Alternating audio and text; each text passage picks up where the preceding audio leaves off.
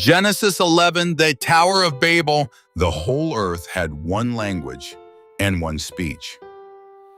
As people journeyed from the east, they found a plain in the land of Shinar. There they settled. They said to one another, "Come, let us make bricks and bake them thoroughly." They used brick for stone and tar for mortar. Then they said, "Come, let us build ourselves a city and a tower whose top reaches to heaven. Let us make a name for ourselves, lest we be scattered over the face of the whole earth." The Lord came down to see the city and the tower that the people were building. The Lord said, "Behold, the people are one, and they all have one language, and this is only the beginning of what they will do. Nothing they imagine will be impossible for them. Come, let us go down and confuse their language, so they cannot understand one another." So the Lord scattered them from there over the face of the whole earth, and they stopped building the city. Therefore its name was called Babel, because there the Lord confused the language of all the earth, and from there the Lord scattered them over the face of the earth. The generations of Shem followed. Shem fathered Arphaxad. Arphaxad fathered Salah. Salah fathered Eber. Eber fathered Peleg. Peleg fathered Ru. Ru fathered Serug. Serug fathered Nahor. Nahor fathered Terah. Terah fathered Abram, Nahor, and Haran. Haran fathered Lot. Haran died in his native land, Ur of the Chaldeans. Abram married Sarai. Nahor married Milcah. But Sarai was barren and had no child. Terah took Abram, Lot, and Sarai and set out from Ur toward the land of Canaan. They came to Haran and settled there. Terah lived 205 years, and Terah died in Haran. Genesis 12, God calls Abram. The Lord said to Abram, "Leave your country, your people, and your father's house. Go to the land that I will show you. I will make you a great nation. I will bless you and make your name great. You shall be a blessing. I will bless those who bless you. Whoever curses you, I will curse. And through you, all the families of the earth shall be blessed." So Abram departed, as the Lord had spoken. Lot went with him. Abram was 75 years old when he left Haran. Abram took Sarai his wife, Lot his nephew, all their possessions, and all the people they had acquired. Together they journeyed to the land of Canaan. When Abram arrived in Canaan, he traveled through the land to Shechem, to the oak of Moreh. The Canaanites were then in the land. The Lord appeared to Abram and said, "To your descendants I will give this land." So Abram built an altar there to the Lord. He moved on toward the hills east of Bethel. There he pitched his tent. He built another altar and called upon the name of the Lord. Then Abram journeyed southward. A severe famine came upon the land. So Abram went down to Egypt to live there for a time. As they approached Egypt, Abram said to Sarai, "I know that you are beautiful. When the Egyptians see you, that they will say, 'This is his wife.' They will kill me and spare you. Please say that you are my sister, so that I may be treated well because of you." When Abram entered Egypt, the Egyptians saw that Sarai was very beautiful. Pharaoh's officials praised her. She was taken into Pharaoh's house. For her sake, Pharaoh treated Abram well. Abram received sheep, cattle, servants, donkeys, and camels. But the Lord afflicted Pharaoh and his household with great plagues because of Sarai. Pharaoh summoned Abram. He said, "What have you done to me? Why did you not tell me that she was your wife? Why did you say, she is my sister? Take your wife and go. Pharaoh commanded his men to send Abram away. So Abram departed, taking his wife and all that he possessed. Genesis 13. Abram and Lot separate. Abram went up from Egypt with his wife Lot and all that he possessed. He traveled into the Negev. Abram was very rich in livestock, silver, and gold. He returned to Bethel, to the place where he had first pitched his tent. There he called upon the name of the Lord. Lot also had flocks, herds, and tents. The land could not support them both. Their possessions were so great that they could not remain together. Strife arose between the herdsmen of Abram and the herdsmen of Lot. Abram said to Lot, "Let there be no strife between us. We are brethren. Is not the whole land before you? Separate from me. If you go left, I will go right. If you go right, I will go left." Lot looked out and saw the plain of Jordan. It was well watered everywhere, like the garden of the Lord. So Lot chose the whole plain of Jordan. He journeyed eastward. The two men separated. Abram remained in the land of Canaan.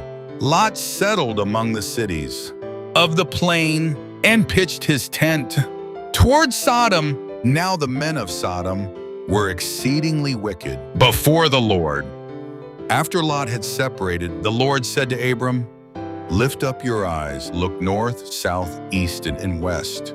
All the land you see, I will give to you and your descendants forever. I will make your descendants as numerous as the dust of the earth. If anyone could count the dust of the earth, then your descendants could be counted. Arise, walk through the land, for I give it to you." Abram moved his tent.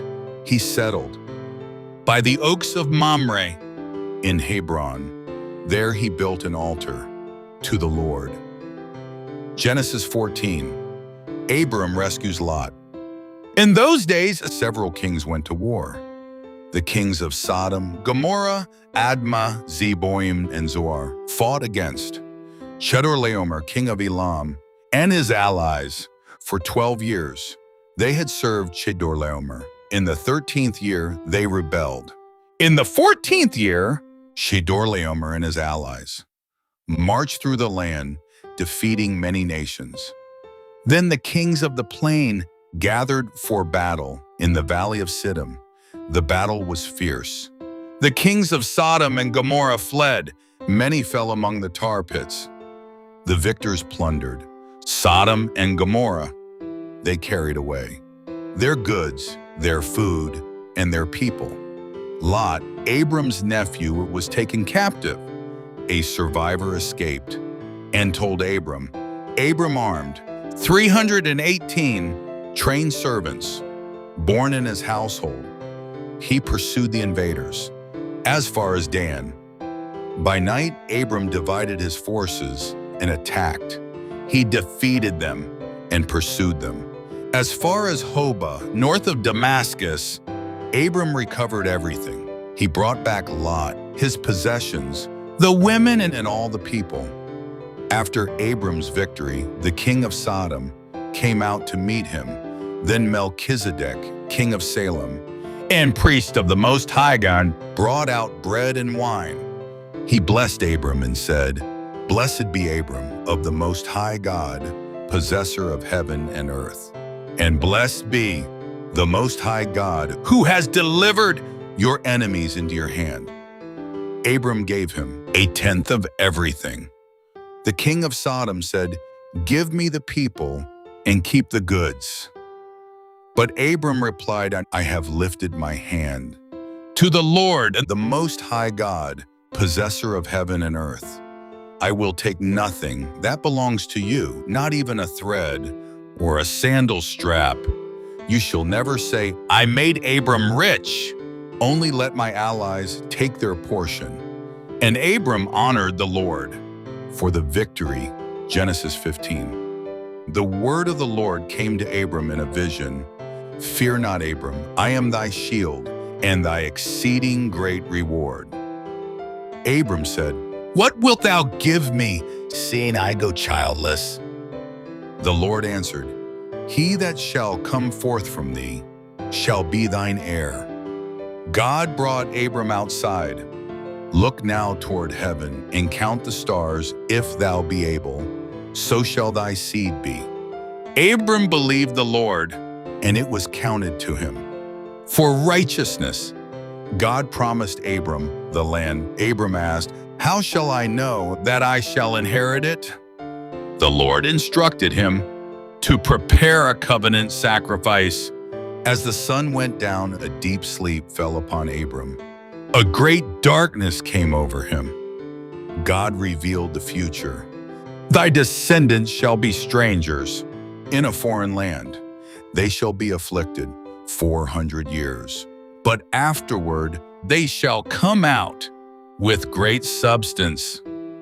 A smoking furnace and a burning lamp passed between the sacrifices. That day the Lord made a covenant with Abram.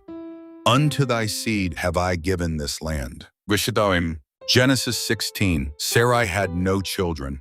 She gave Hagar, her Egyptian servant, to Abram. Hagar conceived. When she became pregnant, she despised her mistress. Sarai dealt harshly with her. Hagar fled into the wilderness. The angel of the Lord found her by a spring of water.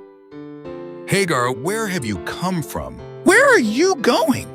She answered, I flee from Sarai. The angel said, Return to thy mistress and submit thyself. Then he promised, I will multiply thy descendants exceedingly. You shall bear a son. His name shall be Ishmael, for the Lord hath heard thy affliction. Hagar called the Lord, Thou God seest me. Hagar bore Abram a son. Abram called his name Ishmael. Abram was 86 years old. Genesis 17. When Abram was 99 years old, the Lord appeared to him. I am the Almighty God. Walk before me and be thou perfect. God renewed his covenant. Thou shalt be a father of many nations. No longer shall thy name be Abram. Thy name shall be Abraham. God promised countless descendants.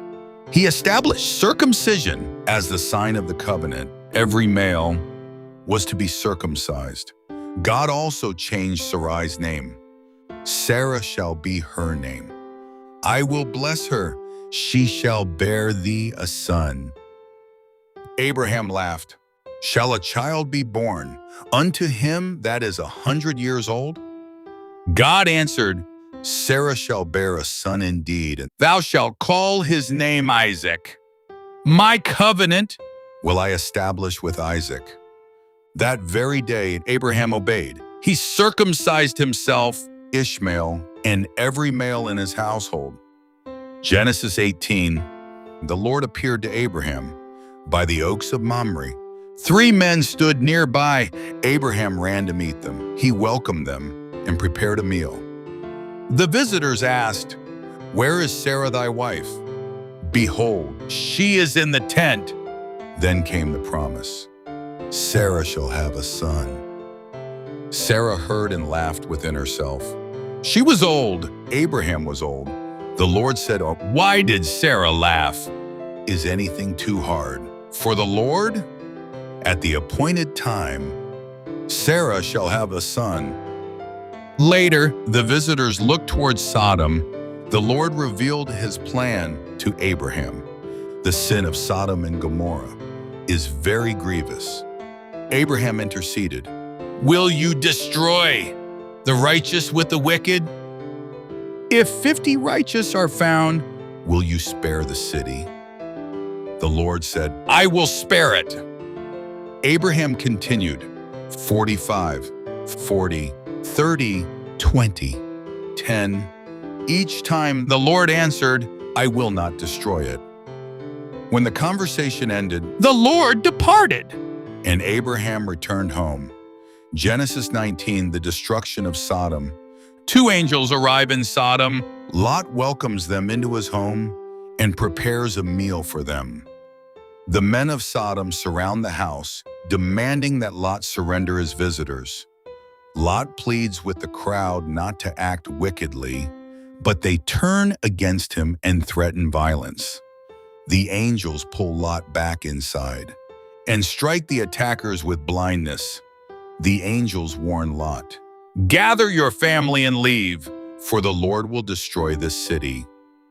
Lot warns his sons-in-law, but they think he is joking and refuse to listen. At dawn, the angels urge Lot to flee.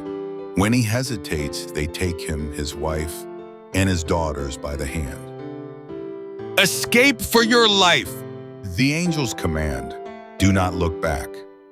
Lot asks permission to flee to the small city of Zoar, and his request is granted. As Lot reaches Zoar, the Lord rains fire and brimstone upon Sodom and Gomorrah. The cities of the plain are destroyed, along with all their inhabitants.